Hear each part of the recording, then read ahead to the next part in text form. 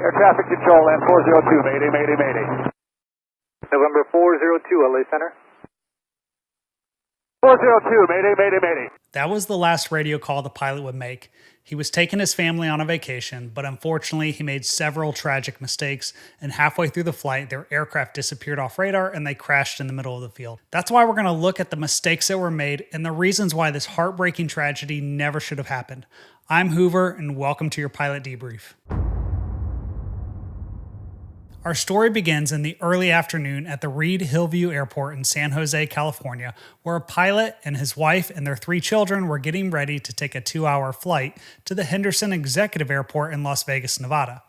This was the start of their family vacation, and they were excited because they had plans to attend a surprise party for some friends later that evening. Jason was 42 years old, and he was the pilot flying the aircraft. He had a private pilot certificate with about 270 hours of total flight time. And although most of Jason's initial flight training was in a Cessna 172, he would quickly move on to obtain complex and high-performance airplane endorsements. In fact, 85 of his flight hours were in a Piper Dakota that he purchased about 2 years before this tragedy.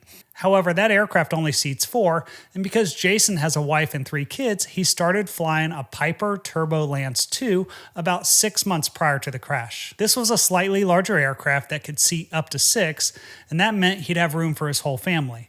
During the 6 months he flew the aircraft, he logged 26 flights for a total of 56.5 flight hours. We'll talk more about that aircraft later when we see what happened during the flight, but for now there are 2 things that you need to know about Jason's experience flying airplanes. First of all, Jason never received any formal flight instruction in the accident aircraft, and this is going to be a factor in the tragedy. But the reason he didn't get any training is because the FAA regulations didn't require it based on his existing qualifications. Second, and more importantly, Jason did not have an instrument rating. This meant he wasn't qualified to fly any aircraft in the weather or to operate under an IFR clearance. In fact, Jason only had 3.1 hours of simulated instrument time as part of his training for his private pilot certificate, but that was about 3 years prior to the crash. He also logged 0.8 hours of flight time in instrument conditions during 2 training flights about 2 years before the crash. And those 2 flights were his only documented experience of flying in the weather. And now that you understand a little bit more about Jason, we need to look at his plan for the flight.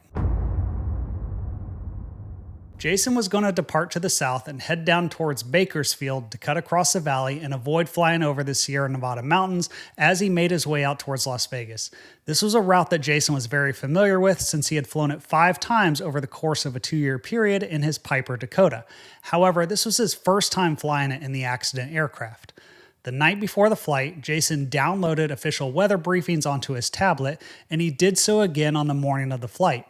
Jason filed a VFR flight plan, and the weather was VFR at his departure and destination airports. The only problem was the weather everywhere between. These are pictures taken of Jason's tablet recovered at the crash site. And if you've never seen something like this before, these are called AirMets, which stands for Airman's Meteorological Information.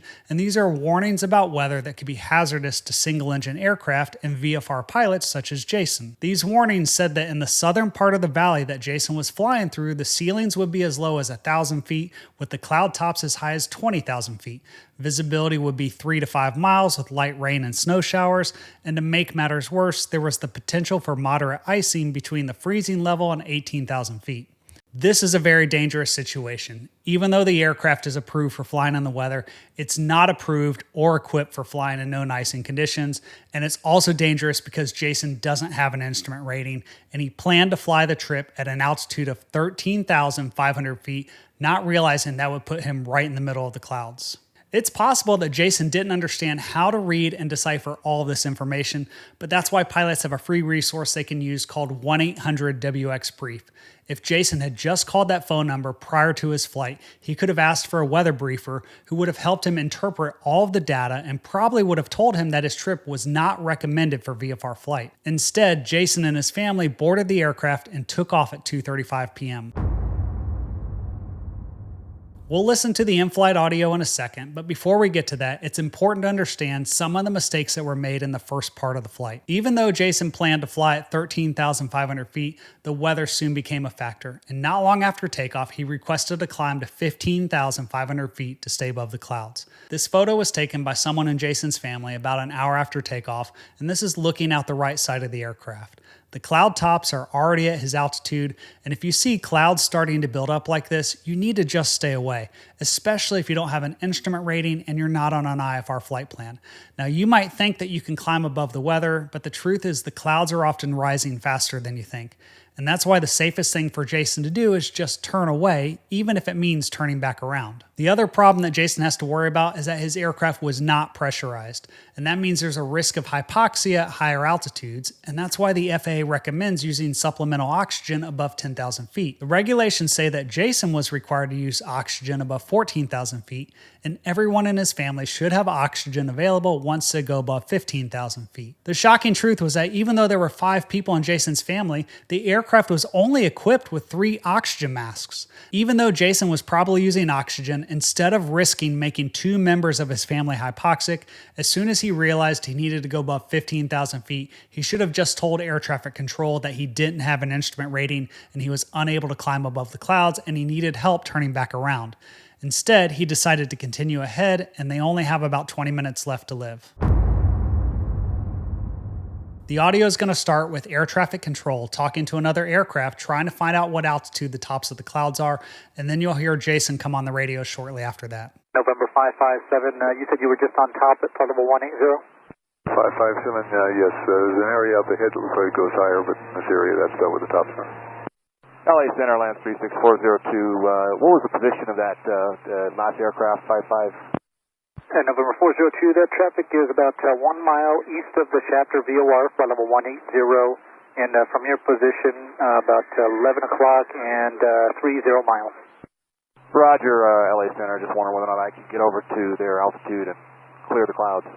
This is where things start to go bad very quickly. Jason is running out of options and he's hoping to find somewhere that he can get above the clouds.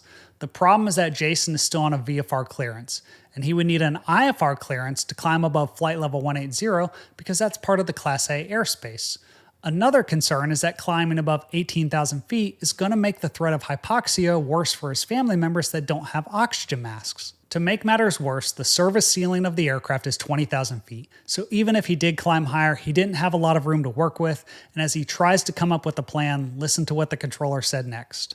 And November 36402, I am detecting areas of moderate to heavy precipitation from 9 o'clock all the way to about 1 o'clock along your route of flight, extends for about 10 miles.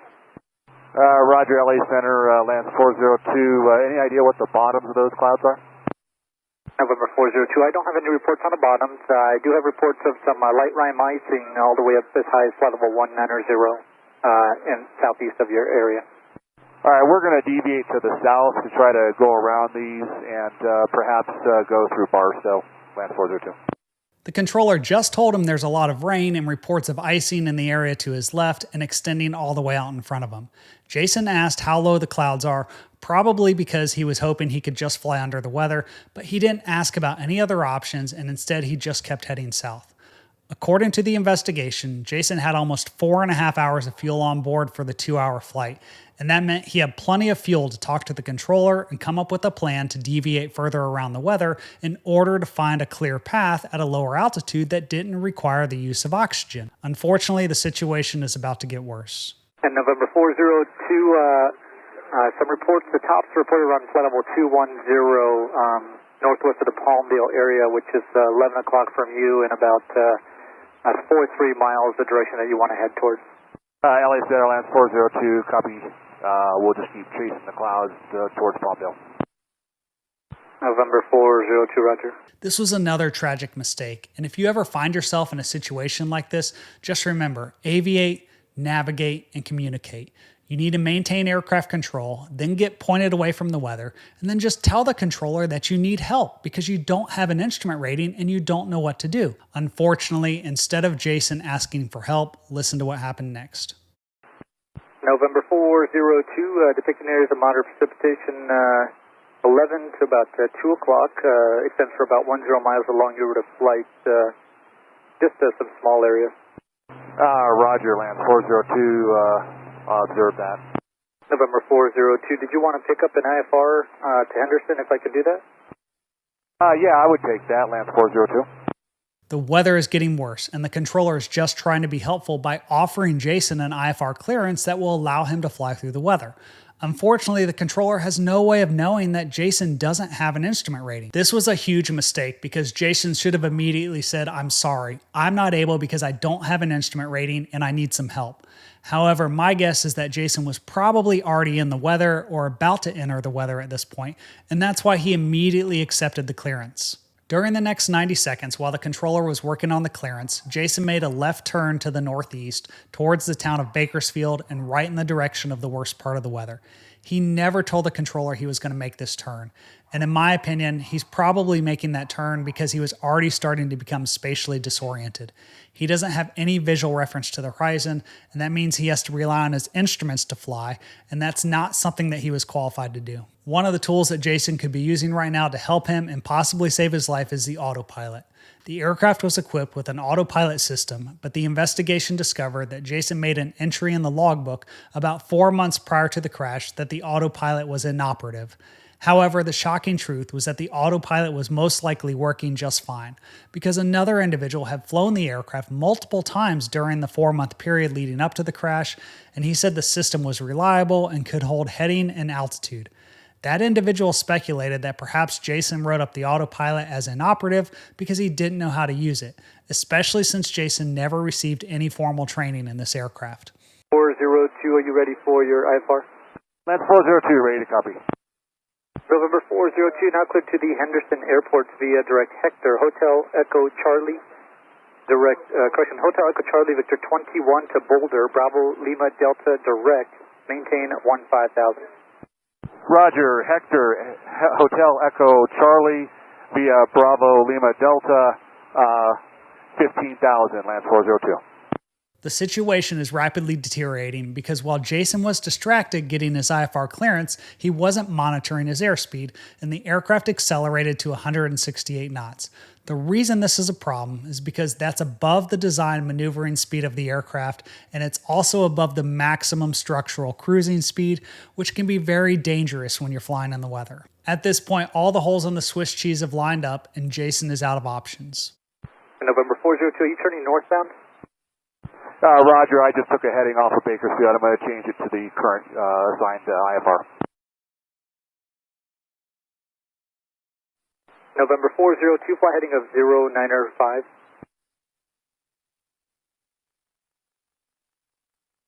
November 402, make an immediate right turn heading 0905. Air traffic control, land 402, mayday, mayday, mayday. November 402, LA Center. 402, mayday, mayday, mayday. Just before making his mayday call, Jason was flying at 145 knots and he began a sharp left-hand turn. The NTSB evaluated the aircraft data and discovered that that turn rate was 15 times faster than a standard turn, and that meant the aircraft was undergoing a load factor of about 2.8 Gs. An entire family is gone because of this tragedy, and my heart goes out to the friends and extended family they left behind. Unfortunately, Jason had a lot of self-induced pressure to make this flight happen. They were starting their vacation, and if they turn around and had to drive, then that was going to cut into their vacation, and it meant that they would miss attending the surprise party for their friend that evening. The NTSB said the probable cause was the pilot's decision to continue the flight into the weather despite not having an instrument rating, which led to his spatial disorientation and loss of control of the aircraft. However, I think the root cause of this mishap was the pilot's decision not to ask for help. As far as the investigation could determine, Jason never asked anybody for help in learning how to use the autopilot. He never asked anyone to help him understand the weather and the dangers associated with it. He never asked the controller for help during the flight, especially as the situation continued to deteriorate. And ultimately, he accepted an IFR clearance that he wasn't qualified for, instead of just admitting that he got himself in a very bad situation and he desperately needed help. It's easy to look at this and say that he should have known better, but that doesn't fix anything. Instead, let's focus on what we can learn to avoid tragedies like this. Also keep in mind that everyone can make mistakes, even someone like Kostas Sivilis, who was an airline pilot with United Airlines, and he had just gotten married and made a tragic mistake on his honeymoon flight.